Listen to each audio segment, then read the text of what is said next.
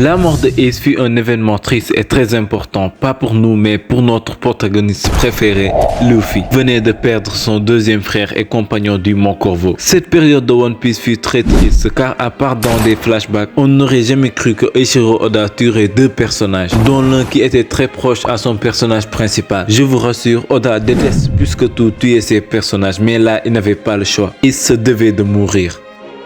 Né dans une île lointaine de South Blue, Podcast D. Ace avait une naissance plutôt bizarre, car sa mère, Podcast D. Rouge, a dû tenir non pas 9 mois, mais 20 mois. En effet, grâce au Cypher Pole, le gouvernement a été informé que Roger visitait souvent une île South Blue nommée Batterilla. Il agissait même comme un père là-bas. Ainsi, pour éviter que la ligne Goldie se perpétue, ils décidèrent de tuer tout enfant qui serait né dans les 9 premiers mois dans le village de Batterilla. Ce qui poussa Podcast D. Rouge à tenir pas moins de 20 mois avec sa seule volonté pour sauver son fils. Sa naissance, il fut recueilli par Monkey D. Garp qui l'emmena au Mont Corvo où il rencontra Sabo et Luffy. Connaissez le reste de l'histoire avec le Great Terminal, Dadan et tout.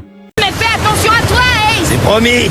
Cependant, quelques années plus tard, à 17 ans, Ace prend la mer. 3 ans avant Luffy, très tôt après son départ, il forma l'équipage des Space Pirates et finit par rencontrer le chemin de l'équipage de l'empereur des mers, Barbe Blanche. Fougueux comme il était, il décida de se mesurer à l'équipage de Barbe Blanche. Mais il fut évidemment battu à plate couture et c'est ainsi qu'il rejoignit l'équipage. Mais il ne s'était pas résigné car il avait essayé de tuer Barbe Blanche à maintes reprises. Et c'est au fur et à mesure qu'il finit par laisser tomber et se lier d'amitié avec ses camarades, comme Satch, Marco, encore Jinbei, contre qui il s'était battu dans un combat épique qui a duré 3 jours et 3 nuits. À partir de maintenant, Ace est le capitaine de la seconde flotte.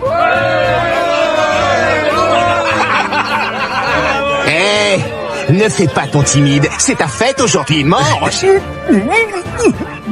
Puis très tôt promu au rang de capitaine de la seconde flotte de Barbe Blanche et donc il devient le 3e membre le plus influent de l'équipage de Shirohige. Mais un de ses hommes, Marshal D. Teach, tua le commandant de la 4e flotte, Satch, qui était d'ailleurs très proche de Ace. C'est ainsi que Ace décide de punir lui-même le traître. Et vous connaissez la suite de l'histoire. Poursuite et chapeau de nuts. Mais imaginez un instant que Ace ait été sauvé par Luffy et qu'il n'ait pas eu la mauvaise idée de se battre contre Akainu pour des broutilles. Bien, il deviendrait le nouveau capitaine de l'équipage de Barbe Blanche qui a malheureusement succombé. Il deviendrait par la suite un empereur des mers puissant et digne de son nom et aurait pour objectif de trouver le One Piece. Et il ne tardera pas à atteindre son objectif. Voilà en résumé la vie de Ace sans le Donuts. Et Luffy dans tout ça, me dites-vous? Je ne pourrais pas vous dire ce qui va se passer de son côté, mais il serait très en retard par rapport à Ace, qui maîtrisait déjà le haki et tous les rouages du Nouveau Monde. Donc l'arc de l'île des hommes poissons n'aurait pas lieu, car cette contrée serait toujours sous la protection de l'ancien équipage de Barbe Blanche. Tout Wano Kuni sera pour Ace, car n'oubliez pas que celui-ci a de la famille là-bas. Il leur avait promis de revenir et maintenant c'est un Yonko. Il est temps de se mesurer à Kaido afin de sauver Otama, Yamato et tous les autres. Et il finira par se charger de Kaido avant même que les Mugiwara prennent la mer, si l'ellipse avait eu lieu.